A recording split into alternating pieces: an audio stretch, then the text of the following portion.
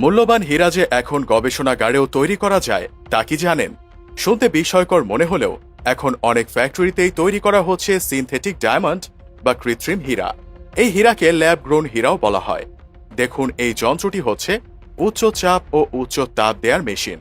পৃথিবীর গভীরে যে পরিস্থিতির কারণে প্রাকৃতিকভাবে হীরা তৈরি হয়, এই মেশিনের মাধ্যমেও ভূগর্ভের মতো সেই তাপ ও চাপযুক্ত পরিবেশ সৃষ্টি করা হয়।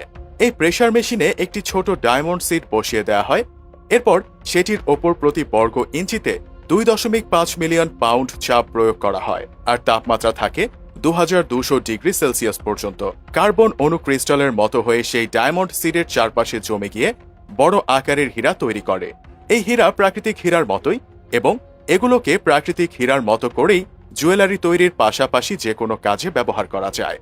হীরা পৃথিবীর দুর্লভ ধাতুগুলোর মধ্যে একটি। প্রকৃতিতে এটি খুঁজে পাওয়া বেশ কঠিন, আর হীরা খুঁজতে গিয়ে খনন প্রক্রিয়ায় প্রকৃতি ও মানুষ উভয়ের ওপরই ক্ষতিকারক প্রভাব পড়ে। কাজটি একদিকে যেমন বিপজ্জনক, অন্যদিকে তা বাস্তুতন্ত্রের ক্ষতি করে। এজন্য হীরার চাহিদা মেটাতে খনন ছাড়াও অন্য সমাধানের দিকে ঝুঁকছে মানুষ। তারই পরিপ্রেক্ষিতে 1950-এর দশকে প্রথম ল্যাবে হীরা উৎপাদন করা হয়েছিল।